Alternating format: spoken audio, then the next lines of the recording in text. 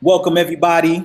It's your boy Built for Anything, and this is another live stream that I'm doing, and I have a special guest with me. Now, this is a guy who I've known for not a very long time, but let's just say from the time that I met this individual, you know, I felt an immediate connection to his spirit and how he does things. And I wanted to bring him on here because he's actually on YouTube as well. He just started up a page, and he's really going to start pumping out a lot of videos. And so I wanted to introduce him to you guys so that way you guys could get to know him a bit better and what he really stands for. All right. So this video right now, what we're going to really be talking about, this is really ideal for specifically, especially young black men out there, or just men in general. Okay. Where you can kind of see how just our perspective on what we see that's going on around us, and hopefully also some solutions, right? Because it's not enough to just talk about something and not have solutions around it. So I hope you guys really do enjoy this this video, and I'm gonna introduce him, my man Chase. All right, talk to the people, tell them a little bit about yourself. Peace of solidarity to you, family. This is your boy Chase. Just, you know, before I even get started, much love to Built for Anything. Just putting me on his platform, just spreading love and positive energy on his videos. So, you know, I had to do a quick acknowledgement to that. But yeah, my name is Chase, and I'm just here to do you know, give a new outlook on things that I go through on my everyday basis. Same thing that Built for Anything do. So, you know, I'm just here spreading the love and positivity and spreading the knowledge. Nah, I definitely agree with you. Now, Rise, that's the name of your page. Sure. How did you come up with that? I see you got the T-shirt on, so that tells me that it stands for something specifically. If you could tell us what each word stands for and how'd you come about that? So Rise, the acronym for Rise is racially involved, spiritually enlightened, and I was at a point where I was, you know, just really fed up and annoyed. You know, there was a lot of things going on in this world, and you know, I knew a lot of information, and I just felt like I needed to make my input on this world, you know, whether it's through reaching one person or reaching a group of people. But I knew that I shouldn't let the knowledge that I've acquired from teachers who shared their fruit, I shouldn't have to hold that in and not do nothing to make a difference. So when I made Rise, it was really from a point of I need to make a difference, and I need to stop talking about it. I need to start taking action. So then came Rise, and from there, you know, I did a couple of things. I went to schools. I've been speaking on behalf of me, representing Rise. Me and my Rise family, we went to the Million Man March, which was cool as well. So, you know, it's been a lot of cool things. There's been a lot of cool things that's been, you know, going on since Rise. And, you know, I'm very happy to be a part of it. I'm very happy to be into something that's so influential. So I think that's pretty good. Now, you talked about you were fed up. Now, we have the same background. You know, the way I met you was through the job that we worked for, that I worked for, I should say. And you talked about, you know, you reached a point where you felt like, look, there are other things that I feel like I should be doing. Talk to us about what was it that got you to that point where you're like, you know what, I need to create my own platform. I need to, instead of just talking about it, I need to be about it. I need to put some sort of actions behind my words. Like what was that? How's that transition been like? So I think first it started with a dream. I would say, you know, the first thing first is it wasn't necessarily with the field that I was in, because I was still reaching out to certain people and I was sharing my knowledge and spreading my knowledge that way. But I felt uncomfortable because I knew that internally I wasn't fulfilled. And I feel like in life, if you're not living to be fulfilled, you're not living, you know? And so I felt like I had to make that transition into just going through life, just becoming internally happy. And I feel like when it's a scary thing when you're in a job and you're in a stable environment and everything is working out for you, to put that to the side and say, I want to work on me. And I think that a lot of people are scared to do that. And, you know, I understand why, especially, you know, we're from Brooklyn, New York. You know, we know that the quality of life itself has gotten harder over the spread of. So, you know, stability is everything. But I just didn't want to wake up no more feeling drained. I didn't want to wake up not being happy of another day. Instead, just, you know, dreading not living my dreams. And I feel like I just had to take that initiative, and I had to take that step to say, you know what, I need to start being happy again, internally happy. Not happy when I'm off, not happy when it's my day off or I'm on vacation. I mean, every day is just being a happy soul, and spreading that light to other people. So I know you're just getting on YouTube. I know you've been, you know, you reached out to me a couple times. I know you got your equipment set up. You're learning each day about editing. What do you hope to gain from your YouTube presence? You know, what type of, give people an idea of what to expect from you, or what are some of your ideas and going forward? Who are you targeting, if any? You know, just give us an idea of what to expect when we come to your page. What are we going to get? Well, I just had to give a shout out to you on just starting on videography. I just had to give a shout out to you because, you know, you opened my eyes with it. And even though me and you know, you touch on things that goes on in your life, which is great quality material, as well as I feel like you also, you helped me transition into the step that I'm in right now. You know, you helped me along the way. You know, you showed me the ropes and that. So I just had to give you shouts out to you on that. So, you know, and you know, I feel like a lot of brothers, you know, when you know, sometimes it shouldn't be a competitive platform. I feel like, you know, whoever's watching this, we should all reach out to one another. And if we have gifts that we could, you know, chime in on certain aspects on whatever your skill is, we should do that. You know, so I just wanted to give you a shout to you as well, because you didn't have to. You didn't have to extend your hand and take me along the way and show me, all right, bro, this is, you know, you should look into this, you should look into that. And a good thing is you also gave me the leverage of me to make my own decisions. So I think that was also good too. Not really you know, dictating what I should do, but, you know, you showed me suggestions and you made me work from there. So I just had to give you a shout out with that. So your original question was, I kind of rambled. What was your original question? What, now that you have your page start up, have you thought what kind of content can people expect when they come to your page? What going forward? What are they gonna expect?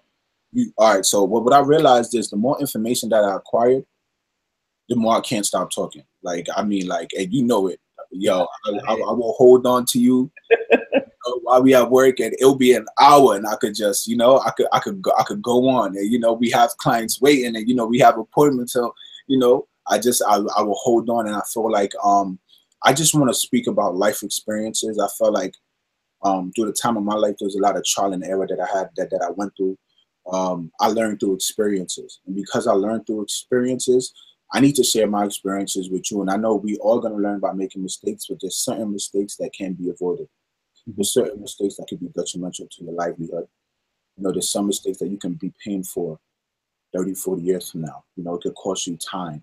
It can cost you your family. It could cost you your friends. So I'm here to make sure that, you know, we are helping each other out by our experiences. And I'm also here to just give a new light on the representation of us as people. You know, I feel like as a whole, as a world, you know, there's ugly sides and there's bad sides, but I feel like we need to shed a new light into that. We need to, you know, share new aspects. So with my YouTube page is to, you know, show my point of view in an open platform, that if anybody, you know, disagreed or agreed, or, you know, felt like I could have spoke about something, I want that to be an open platform as well. But just give my personal views on what's going on in the world. So I think that's a pretty dope idea. No, I think that's powerful, man. And what I'll tell you is, you know, especially the type of content that you're going to want to put out there, there's going to be a lot of people that are going to have their opinions, and that's okay. That's okay. People, you know, watching this video, we all don't have to agree on everything. But I do think we got to respect each other's opinions. And if you're coming to the table with some sort of facts behind what it is that you're saying, is more appreciated than just saying things just to say it, and not really have anything to back it up, right? So I think what you're doing, the type of dialogue that I'll expect to see on your videos, is going to be, you know, it's going to open up people to have those conversations that they don't want to have. And when people call it controversial, I find anything that makes people uncomfortable is probably the conversation that we should have. Yeah. Right? Because if we're all comfortable with the conversation, then it's the same rhetoric. So I'm imagining that whatever it is that you're going to be putting out in the future, there's going to be some sort of pushback. Oh yeah. Are you prepared for those type of conversations? Oh yeah, I'm definitely am. So you know, one of the things is I want to address the elephant in the room, and I feel like because people want to be socially correct, or because people don't want to attack the uncomfortable situations, I feel like that is not spoken about enough. We're going to speak about that. You know, we're going to make people uncomfortable because we have to get to the bottom of why are we uncomfortable to speak about it. You know, what drives our uncomfortableness? Like what can we do to change it? We have to address what's going on. We have to think about solutions, and we have to work towards repairing or rebuilding, or you know, whatever it may be. But I feel like because it's not talked about and everybody's so uncomfortable to talk about it, we're not going to have no real solution. So I'm going to be talking about a lot of things. A lot of them is going to be controversial. I know a lot of my friends and boys just telling me, man, you shouldn't talk about that. I'm going to talk about it. Because the more I talk about it, the more people disagree. We have that open platform, you know, and it's just, you know, my opinions that will be backed up with facts as well. Like you said, it's just not going to be something that I'm just, you know, just spitting out random verbiage that you know, is not backed up by anything. But, you know, we're going to have that open platform. And a lot of things that you don't see on TV, a lot of things that you might not see on a lot of web series or YouTube videos that they don't want to address, it's going to get addressed. So, you know, I'm excited about that. What are some of the people, well, not really people, but I guess mentors or, you know, or books that you read that kind of keep you enlightened, that, you know, people should try to look into. So if I'm a young brother, if I'm somebody who's watching this video and I'm saying to myself, well, you know, here's, you know, how do I obtain certain knowledge in order for me to be a bit more enlightened? What sparked it for you? If you could remember, like, what was it? A book? Was it a conversation you had with somebody in the neighborhood? Like, what sparked it for you to where you felt like, you know what?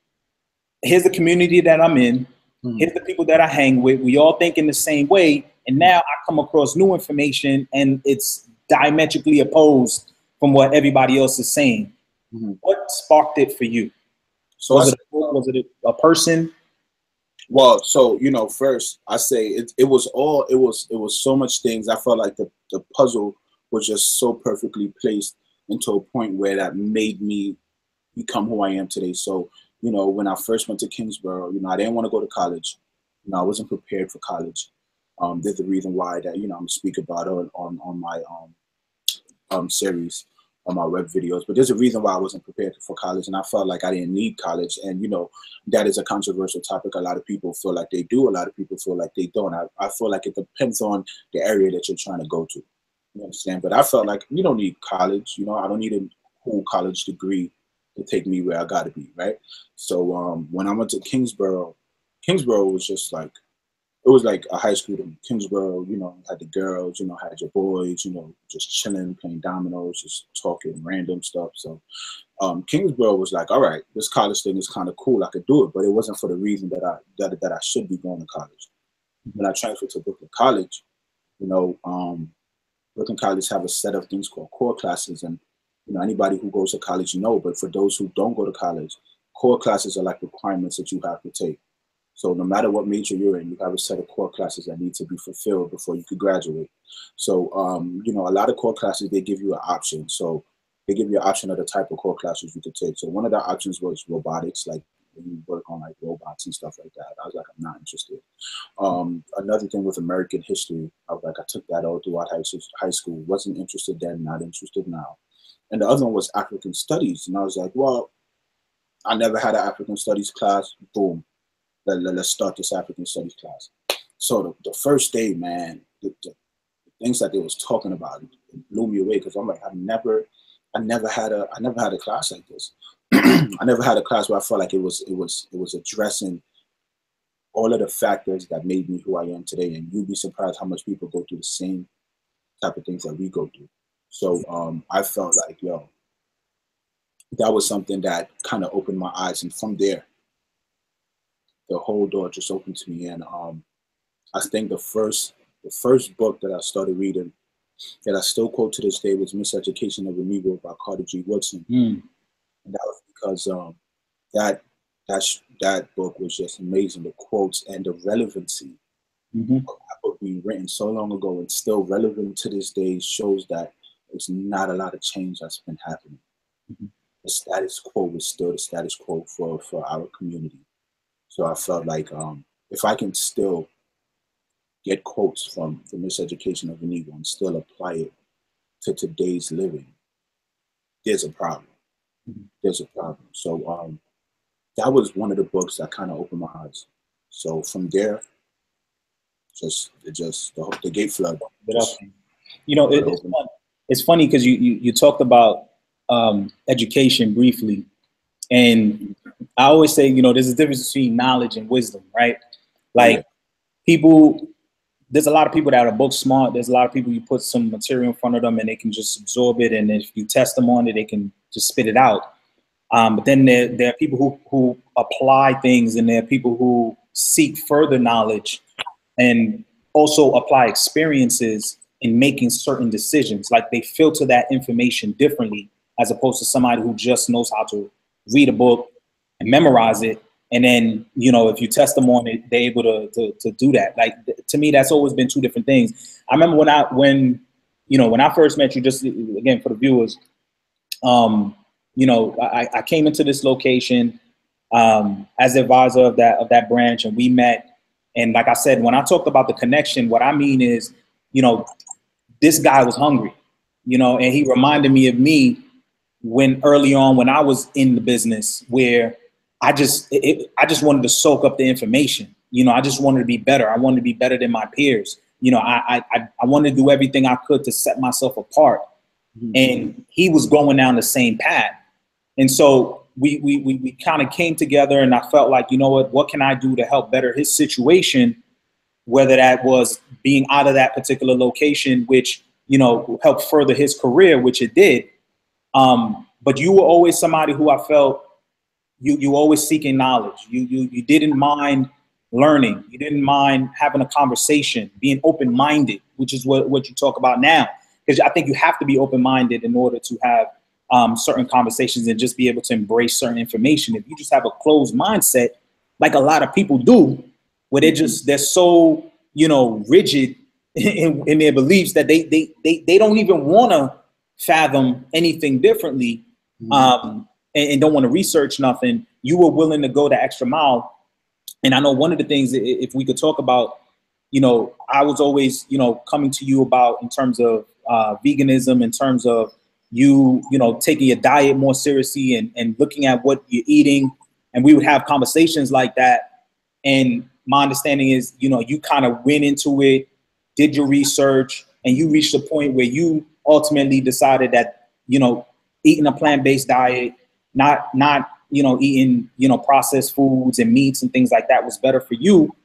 Talk to the audience about that experience. Like because when I tell people about me and I say to people, you know, I've been vegan for about 1 year and 6 months. Like, I wasn't born vegan. I was eating meat. I was eating fish. I was like everybody else. I told people I could never be vegan at all. And then I made that transition.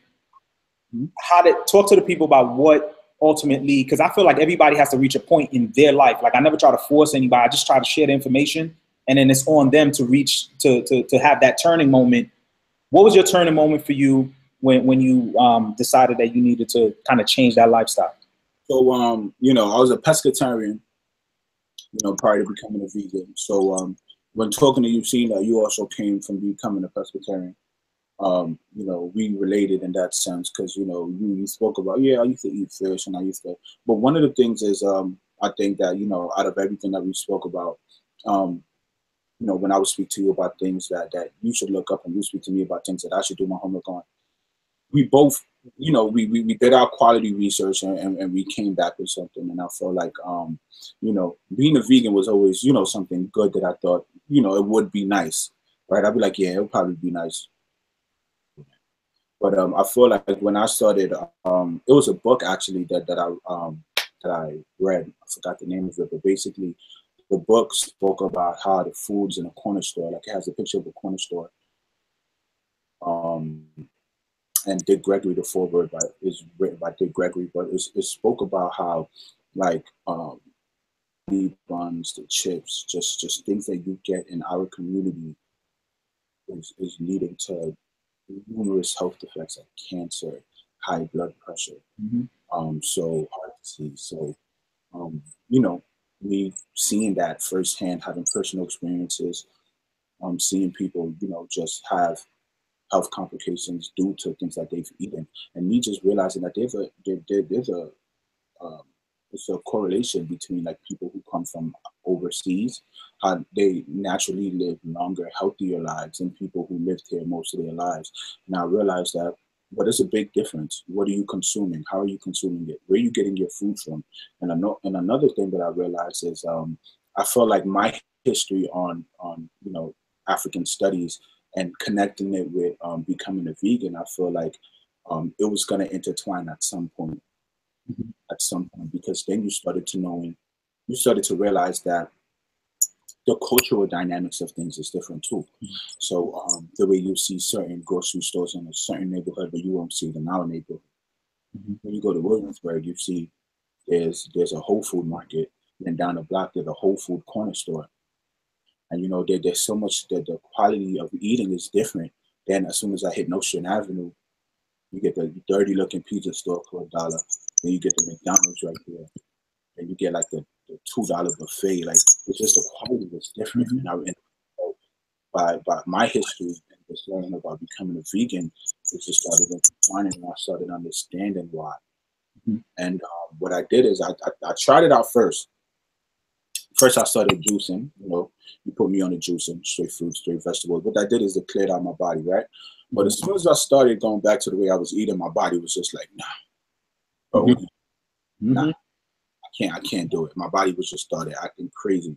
But it only do that with specific foods, and it's crazy because I was on like a month juice, so I started juicing, and then I did liquid diet. So I did liquid diet after Memorial.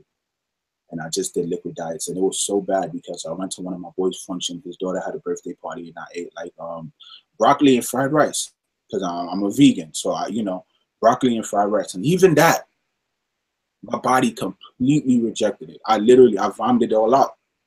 I don't know if it was a fried rice. I don't know if it was something they put in their broccoli, but my body was just like, nah. So I felt like your body just feels different. Your body feels different. The way you move feel different. It doesn't, when you eat, it no longer makes you feel like down. Like, it doesn't make you feel tired. You know, you don't get the itis when you eat. When you eat food, it's supposed to be nourishment. It's supposed to nourish your body. It's not supposed to make you feel the complete opposite. You know, and as you can see, you know, I have gems. I'm big on spiritual energy. I'm big on, if I'm thinking about what my boy Built for Anything is doing, that's all the way in Texas, and out of nowhere he just calls me. That's spiritual. You get what I'm saying? We connected on a spiritual sense that made you call my phone. You know, we all go through it. Remember, your mom would tell you, listen, I got a bad vibe. Don't go outside tonight, or don't go outside today. They're going off of energy. Energy, we live off of energy. We could, like, even when we meet somebody for the first time, you're like, yo, I don't know why, but I'm not rocking with this person. And you're not a hater. You get what I'm saying? But when that energy throws you off about somebody, that's energy. You get what I'm saying? And when you learn about like the way energy is and how they tell you, don't sleep with everybody because you're taking on their energy. You know, you don't want that energy on you. So when your mindset starts changing, not even the way you eat, just the way you think, the type of people you keep around you, just energy is everything, right? So I didn't want to take in suffering energy anymore. I didn't want to take in food that's been slaughtered, that been, you know, their head chopped off. I didn't want that type of energy in my body because I didn't want to give off that type of energy. You get what I'm saying? So by becoming a vegan and eating things that's naturally from the earth, it's just like your digestion get better.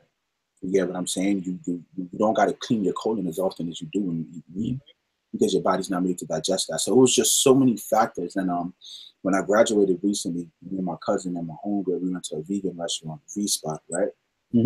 Shout out to V-Spot. That's my go-to, right?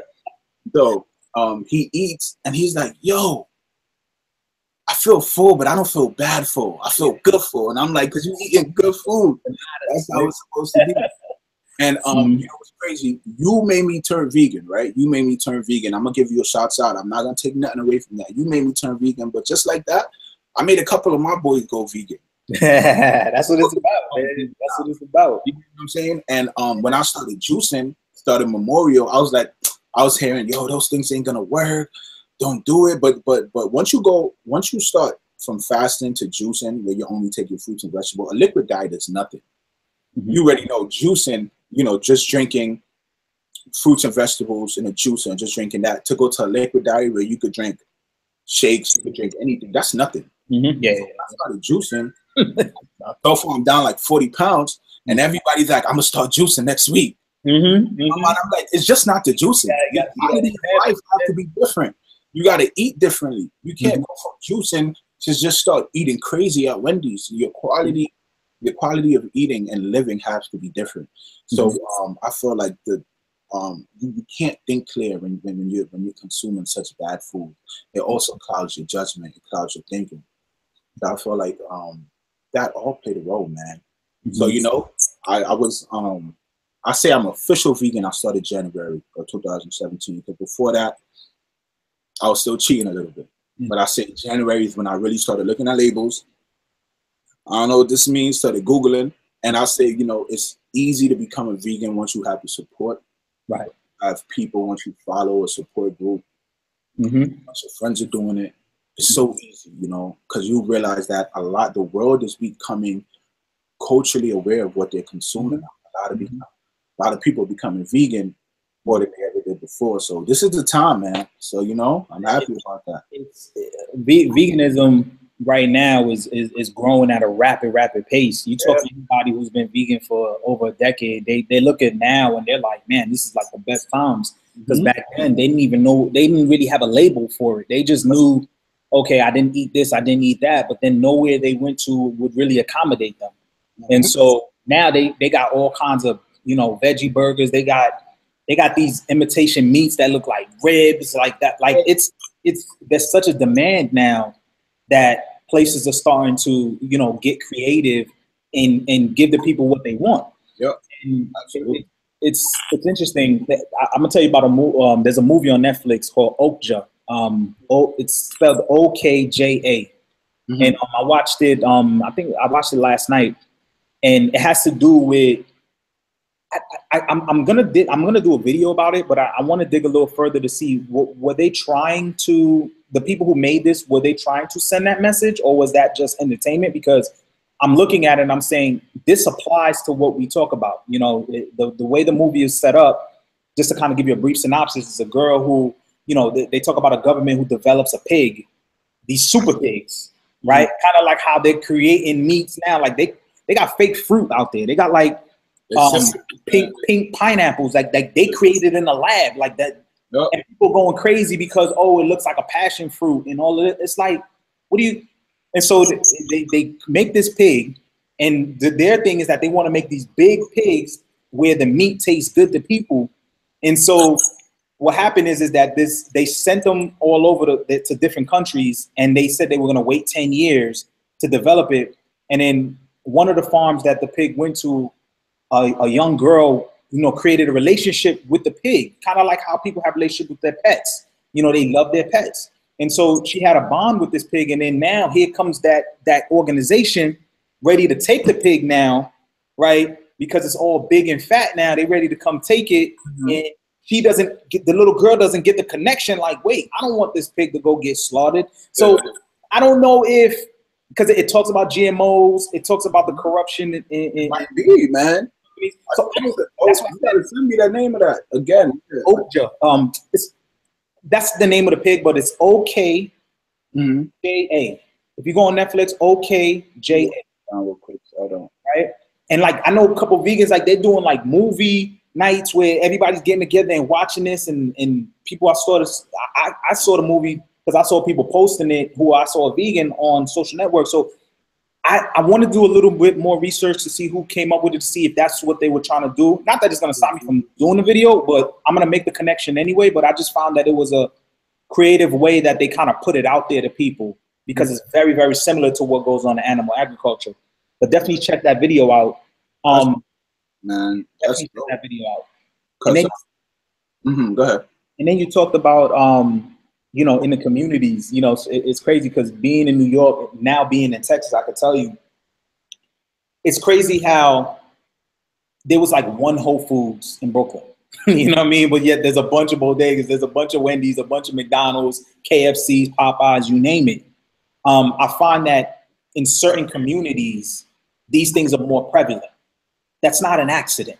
People. Like that's not, they didn't just decide like this was the best corner or they want to have it on Flatbush Ave or this particular avenue. They're targeting minorities. They're targeting people to keep them addicted to that, because when you go outside of those communities, you don't see those places. Nowhere in that community. Which means if I want to go to a Burger King, if I want to go to a KFC or something like that, and I'm here in Texas, I have to get in my car and I have to be willing to drive 15, 20. I have to really want it. You see what I'm saying? Because the same way on my way there, I'm going to pass by Whole Foods, a Trader Joe's, you know, all these other alternatives. Why? Because the people in these communities, they doing yoga, they running. If you're in a community where you exercising, you don't want to have no Burger King at the corner. You don't need that. You see what I'm saying? You're trying to stay focused. So I just find, you know, it's not a coincidence why these places are in those communities, man. And that's one of the things that just irritated me in knowing that when I was living in New York, when I was living in Brooklyn, if I wanted to get anything processed, I could get it like that, you know, quick. 30 seconds. But the minute I say, okay, I want to eat something different, I want to go, I got to get in my car, I got to drive my behind to Queens. I got to go to Manhattan. I got to go to the end of Brooklyn to go get this. Like, you have to go out of your way in order to get anything that's good for you, but anything that's bad for you, it's at your fingertips. So, you know what I mean? What do you think? I feel yeah, absolutely. And then I just feel like there's so much things. I don't want to go too deep, but I feel like when we speak about just the way our communities is set up, the type of foods that we have in our communities, man, the V Spot is a good 25 minutes away from me. If I want to go to the V Spot right now, it was rush hour, it's 5 o'clock. I know I gotta go through Church Avenue, I gotta go through Flatbush, I gotta go through downtown Brooklyn. I gotta get caught in some crazy traffic just to get to the V Spot. And you gotta find out where you're gonna park. You see what I'm saying? Like they do everything to determine. Like you gotta really want to go there, bro. Because if you don't, McDonald's is right there with a big old parking lot. Drive through. You don't gotta get up, bro. So convenient. You don't even gotta get up. And you know, I feel like, you know, that's all intentional, man. The foods and you know, one good thing that you brought up to me. I feel like because there's such a disassociation with animals, I feel like people don't understand the cruelty of eating meat because they don't have to see what's going on. You know, I feel like you know, I'm gonna get a little deep, just a little bit, but I feel like you could kill a black man, could get killed and the killer would walk away scot-free, but a dog can get killed and it'll be posted just wanting his head, because you have such you could connect with a dog on a level that people don't understand, but people don't understand that chickens have just the amount of emotions as a human. You get what I'm saying?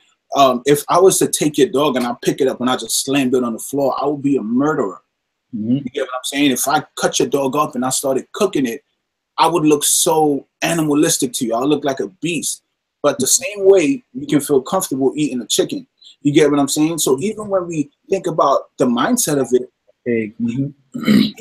even when back then, when we spoke about slavery, how were people able to sleep at night knowing that they did this to other human beings because they didn't consider them human? It was a disassociation. Value. Disassociate yourself with whatever you're doing. You don't feel the same type of remorse.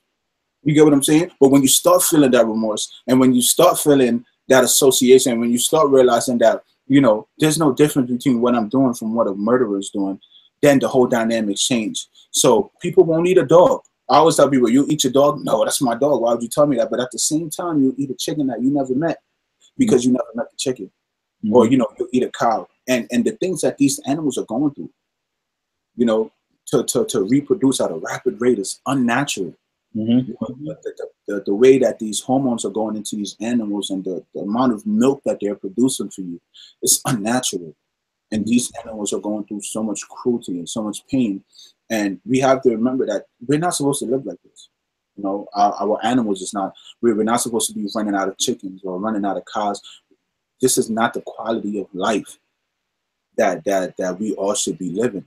It should be completely different. I agree. You know, even zoos, like you were saying, I remember when we first spoke, he was like, nah, man, I don't do zoos. And I'm like, you're right. When I understood it, I'm like, you're right. Because no matter how natural you make a zoo look, animals are not dumb. Mm-hmm. They know they're not at home. You get what I'm saying? Mm-hmm. They know this isn't their natural habitat. All of that, man. That's why they now starting to let, you know, these whales go and all of that. Because my thing is, don't we have enough entertainment? Right? We got strip clubs. How much do you? We got strip clubs. We got regular clubs. We got video games. We got sports. We got movies. We got all kinds of entertainment, bro. And people need to see a freaking giraffe hanging from a roof or something. Like, we got to see a lion jump over through a hoop. Like, you don't got enough things to entertain you. Exactly. At the expense of these animals. So. And they're angry. These animals, they don't like y'all tapping on the window. You know, that's why they charge. They're not happy. Take them out of there. Take them out of that habitat. Bring them back home, man. Protect our animals. We have to protect our animals, man. We have to, because every animal is a threat to the quality of life that we are living. Mm-hmm. Take away one species that you may think does not play a role into our quality of life, and you see the whole thing destruct. So everything plays a role, man. Just, you know. So I agree. If we were to leave them alone, man, and it's like, you know, the way it works too with animals is like they take care of themselves, man. Like, that's why you have animals at certain food chains. Like, if we were to leave them alone, like a lot of people say, like, one of the things people tell me is, oh, if we don't eat the animals, like, there's gonna be more animals than there are people. Like, you don't understand, like, they have their own cycle. Yep. They have animals that eat other animals, like, and those animals that eat them, that like they filter themselves, and whatever gets extinct, usually something else replaces it. Yep. It's not for us to interfere. Our problem is when we go and do it at a massive rate. Yep. You know what I'm saying? In order to feed a bunch of people, 8 billion people. Like, once you start doing that, then it's not sustainable. You see what I'm saying? But a lion who got to wait a week just to kill something off ain't the same as us who got to eat meat for breakfast, lunch, dinner for 365 days. Like, it's just, it don't make sense, man. So it's funny we bring that up. I wanted to talk about the Jayz album, right? Okay. Because I know that's a hot topic. A lot of people, I see it on my social network, on my timeline. I know you see it on your timeline. And I just wanted to get everybody's feedback on it, because I'm hearing a lot of things. A lot of people are saying he's dropping jewels. There's some people who feel like, well, you know, these are things people should already know, or what was being said. You heard the album. What do you think about it? And what are they saying in the communities? What are your friends or the people around you like? How are they receiving this album? Like, what do you say about it? So, me growing up, just like you're a fan of the culture, you know, a fan of what hip hop was, and even appreciating where hip hop is now, you know, even appreciating the idea of where hip hop is now. I'm always a fan, you know, Jay-Z growing up around my era. I'm always a fan whenever he dropped new material, because I know Jay-Z brings the type of quality of music that I like listening to. You know, it's a breath of fresh air for a change. Now, I have some people calling it whack, but I feel like when Jay-Z drops an album, you can't put it in the same context as if Future drops an album.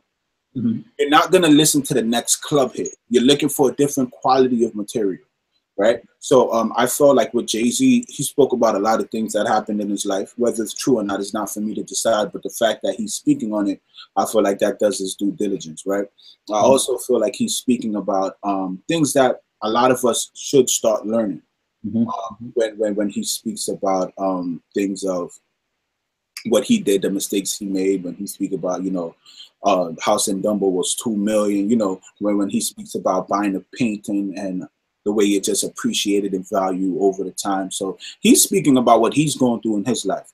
He's not speaking about on the corner, even though, you know, that was his life at one point, but He's speaking about what he's going through. And I feel like you have to appreciate a man who can make something so relatable that even when I'm not buying a $2 million painting, but I can relate to the investment aspect of it, you know. And I feel like you know, these memes come out in a second. You know, we're in the era of memes, and we're in an era where everybody has a voice. So if it kind of forced people to address the positives and negatives of the album. But what I do feel like I appreciate is I appreciate that he's making people have this conversation. Because, you know, sometimes, as you know, when it comes from one of us, it might get overlooked. But somebody like Chance the Rapper, J. Cole or Jayz says it, and yo! And it's crazy because I'm talking to my boy yesterday. And I should put him on blast. I'm talking to my boy yesterday, and he's telling me all the dope shit about Jay-Z album. And me and my other boy looking at him like, I was telling you this for a whole year, and he wasn't paying me no mind. But when Jay-Z put it on a beat, you got it from Hova himself. It's validated. It's fact. So you know, we need to take don't listen. We need to take advantage of our friends and the quality that they could give you. You know. So I feel like with Jay-Z album, I feel like it was nicely constructed. I feel like the material behind it, I feel like there was some materials that I just grabbed onto, like OJ. I feel like I grabbed onto it because I'm a big disbeliever of the N-word. Because I feel like no matter how much you love it, the origin of it meant hate. So I feel like we should not take a word that meant so much hate, twist it around and love it. I don't believe in that. I feel like if somebody raped you, you're not gonna, you know, dress them a different way and say you're different now and start loving them. That's not how society works. So I feel like that N-word shouldn't be used at all. And I feel like you cannot get mad at another culture saying it if you're promoting the same thing, because that's the same thing they're gonna say. But you say it. So how when I say it means love, but when somebody else says it means hate, it shouldn't be used at all. So you know, when he put that into a spotlight, no matter what kind of person you are, you're always depicted in that same way. I feel like that meant a lot to me too, because as we know, we have the people who, you know, they get successful and they leave our community to rot, right? And they feel like they accepted amongst the 1%ers, but in their eyes, you're still that same guy. No, I agree. I'll take it even further. You know, the way I look at it too is that because we know that is fact, that doesn't matter how, and this is somebody who's successful. It doesn't matter how much success you have, how much money you have. You're still, at the end of the day, you know, you're a black person, African American. You're not going to be received the same way. My solution, my thing is, if that's the case, then why do we have to give a fuck? Like, why? Because if it's not going to change, then leave it alone and continue going forward and create our own culture and keep investing in our own communities, our own families. Like, we don't need to keep walking around looking for validation that's not going to be there. That's like you keep coming to somebody and they keep telling you, no, I'm not giving you no money. No, I'm not giving. At some point, you got to say, okay, I'm going to find my own money. You see what I'm saying? You don't keep coming back to that person in a different way and ask them a different way, and they keep telling you, no, I'm not giving you no money. You see what I'm saying? At some point, after 5, 6, 7 times, you're supposed to say, you know what? Cool. Keep your money. I'm going to go get my own money. And that's what I'm saying, is that I find like a lot of us tend to do things looking for that validation. And he's saying to you, listen, even when you get this success and you think that that's supposed to set you apart, you're still who you are. So in their eyes, so why try to don't make that the goal? You see what I'm saying? Like, be who you are, embrace your own culture, develop your own culture. If anything, take P's and Q's from how a lot of the Jewish people do things, because they created their own communities. They got their own churches, their own schools, their own police, their own ambulance, their own hospitals, their own colleges. Like, I could go on, their own judges, their own lawyers, I could go on and on and on. So where they set it up where when they have kids and they could say, you can be like your uncle, you could be like your dad, you could be like your cousin. These are people that are in prominent positions. When you raised in that environment and you're not raised with the mentality of people owe you something, you see what I'm saying? Where you have that slave mentality where you feel like, oh, you know, I should be getting this or I should be getting that because I'm black and I had it rough and blah, blah, blah. When you raised with a different mentality, then you think differently, you go after things differently, and you're not seeking the approval of anybody. You know what I mean? White, black, whoever. Like you're not seeking that approval. I feel like there's that disconnect. What do you say to that, man? When I talk about the building the culture, like what do you say to that? Man, I agree with you every point. Like as far as when we see the way the Jews work, and when I was young and I used to go to a Jewish community, I used to be confused. I'm like, yo, they're everywhere. Like, what's going on? But when you get older, you realize the more our people try to conform, and the more they try to be socially accepted by getting into debt, trying to be accepted by amongst their own peers or people outside, the more we put ourselves into debt. And Jay-Z actually said a quote that says, if you can't buy it twice, don't get it. You shouldn't get it, right? Not meaning that you should buy it twice, meaning that if it's gonna financially put you in distress, you shouldn't be able to get it. So I feel like when you speak about the togetherness of the Jewish community, and you speak about where we are as Black people, I feel like that is something that we need to break down and get to the root, right?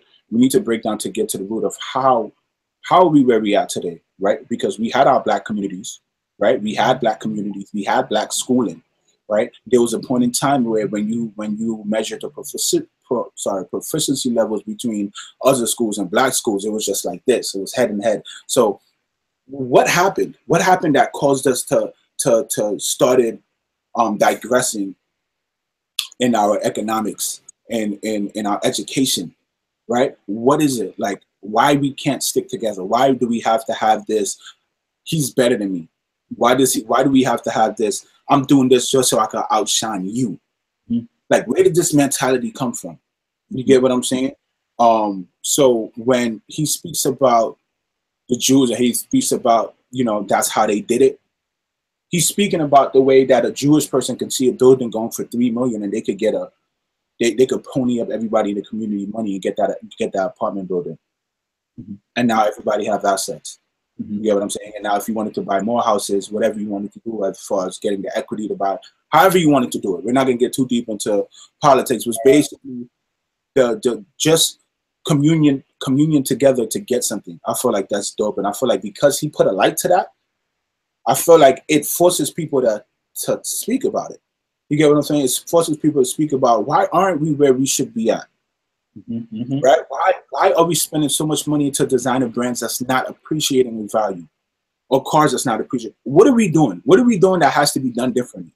When are we gonna make an economic stand to the point where we gotta say, listen, if we're not getting these things done, it's gonna be a shake.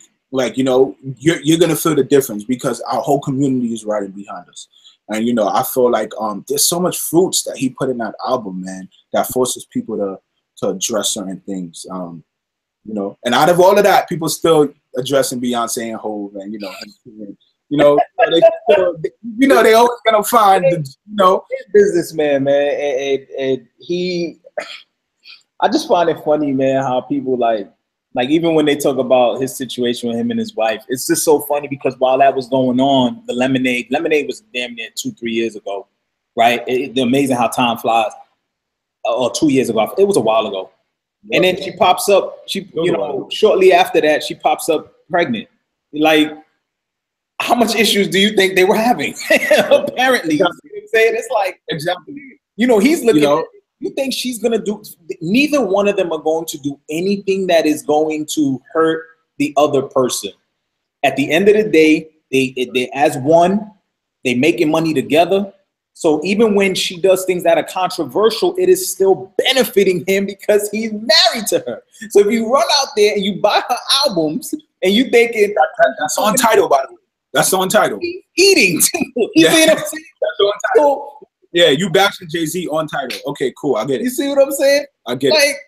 Yeah. Like, come on, bro. So, he talks about people got to remember he's a businessman, man. And you know, when I listen to some things he's saying, and I think of the timing, and I feel like that's what's happening right now. A lot of rappers are trying to be more socially conscious, and he's like, oh, let me interject this info because I have this influence. Because a lot of this information he knew already.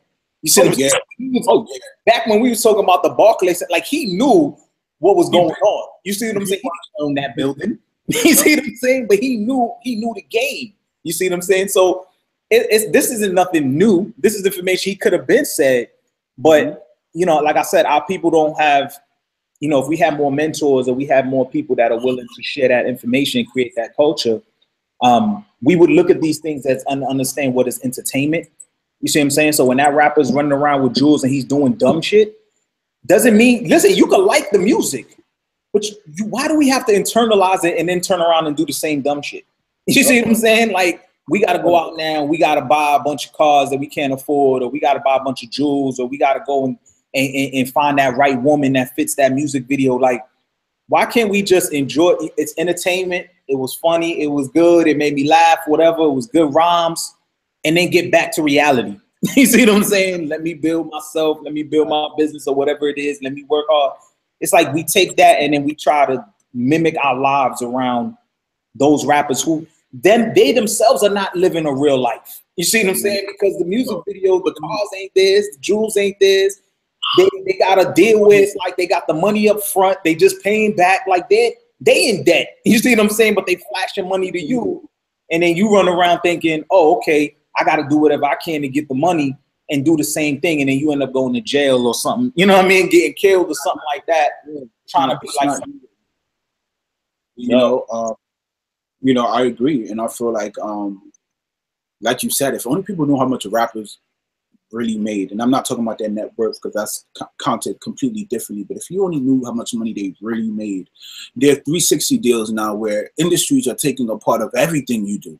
You know, it used to be back in the day where, they have the royalties and they get money off the albums, but a rapper could go on a world tour and just make all of that money just for one show. You're getting 20, 30,000 depending on who you are.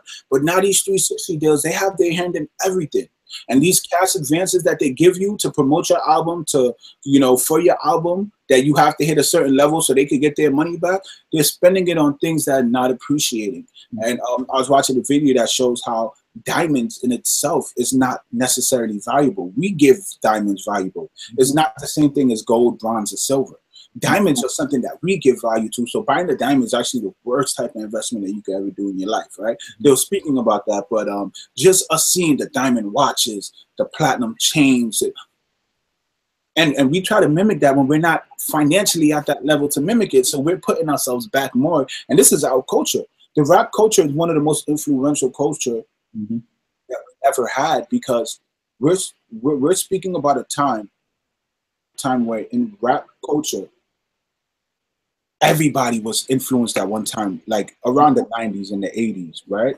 Around the 90s and the 80s, when we had stuff like Unity, right? About Queen Latifah speaking about, we got to be unionized. When we had people speaking about, don't sweat the technique. When we had positive rap, everybody was getting culturally aware. Everybody was waking up and everybody was like, yo, this is what we need to do. Fight the power. You got to fight the power that be. Everybody was getting, it started a shift, right? It started such a big shift that people was getting worried. And what they had to do is they came out with the laws that now put a restriction on what can be played. Now radio songs happen to be something that only promotes destruction, right? So when I'm talking about the whole hip hop industry in general, we have to realize how it's done. You get what I'm saying? So, but it's fun. It's funny you say that because, I feel like the hip hop game, the culture is dangerous, can be very dangerous because now you have corporations and you have politics, even government, you have politics like that have their hands in it now. Because like you said, back in the day, when you talk about Queen Latifah, you talk about all those, all those other people, they were not influenced by those people. But now, because they had influence on us, and you had governments and politicians and people that say, yo, these people could start a riot if they want. They could start their own religion the way people are following them. That's when they had to get involved and say, look, we got to censor this, censor that. Because at the end of the day, those rappers, those people are getting, you know, they're getting a check from somebody else. You see what I'm saying? And what happens is you can never be that creative if somebody else can tell you, look, I don't want you to say that, or you can't say that, or I'm cutting the plug. And that's the difference between being a worker as a rapper and now you're starting to see people wanting to be partnerships now. Like even with Jay, like look how long he's been in the game. He's now starting to like partner up with people. And even with that, he's still getting a check from somebody else. You see what I'm saying? That if he gets too controversial, you see what I'm saying? If he goes against certain people who are they'll have a conversation with him too and say, look, I just gave you 80 mil.